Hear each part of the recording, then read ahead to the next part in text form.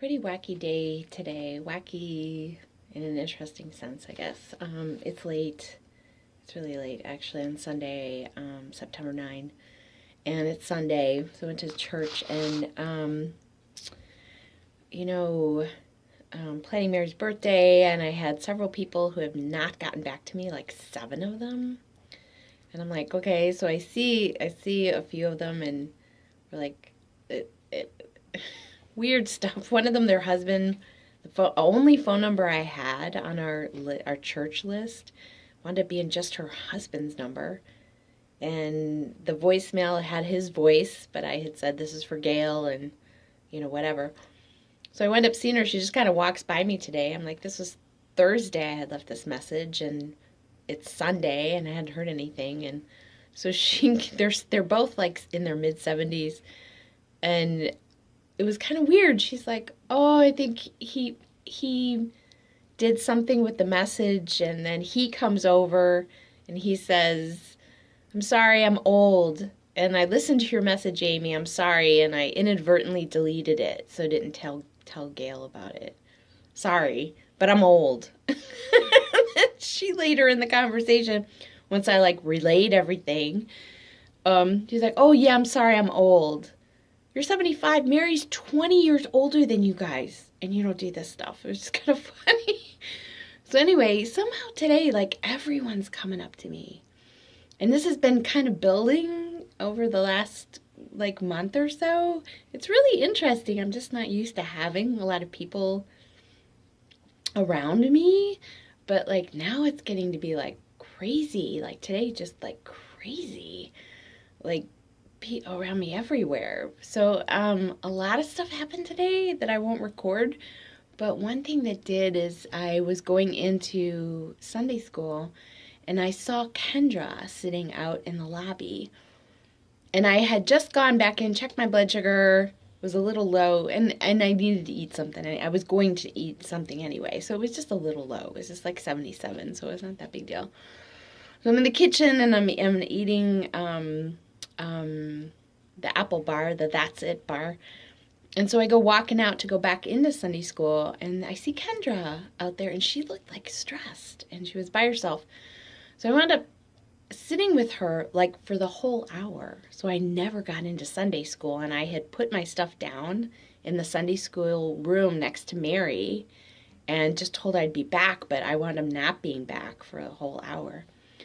So we're talking, and she's pretty much telling me stuff that I kind of sensed about how bad Relief Society is, and she's this first counselor, and that Cheryl is just really losing it, and so just a lot of things, and it's stuff that actually Verity and I had talked about on Friday too.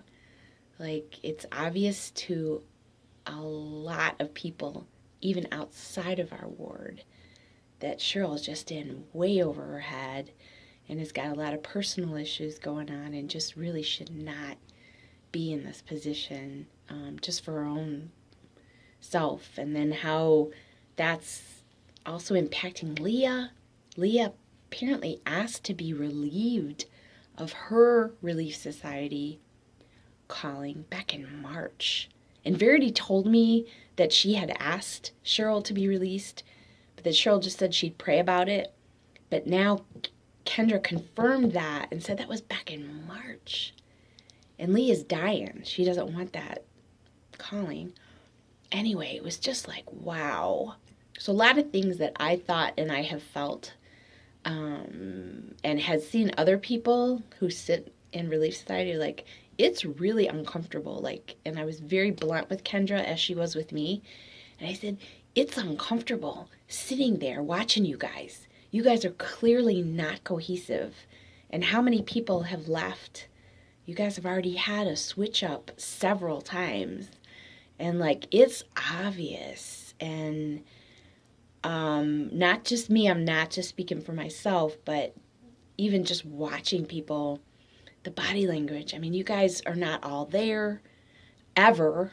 And you're not cohesive. The right hand doesn't know what the left hand's doing. It's really bad.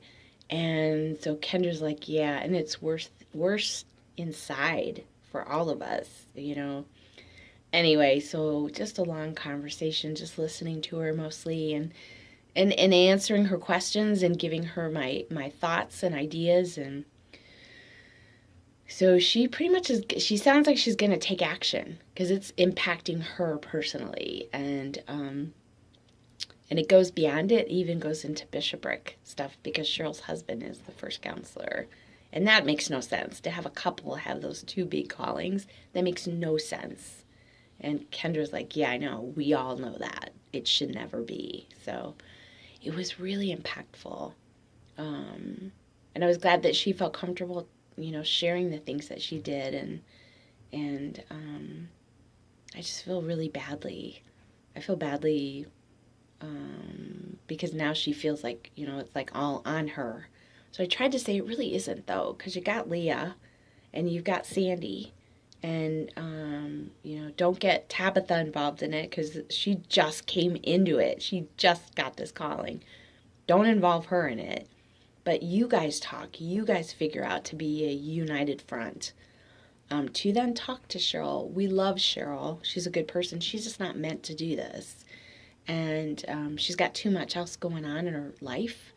And is obviously, with the stuff that Verity's told me and other people have told me, clearly, and stuff I've experienced directly, Cheryl's just way too much. I think Kendra said she's a fixer.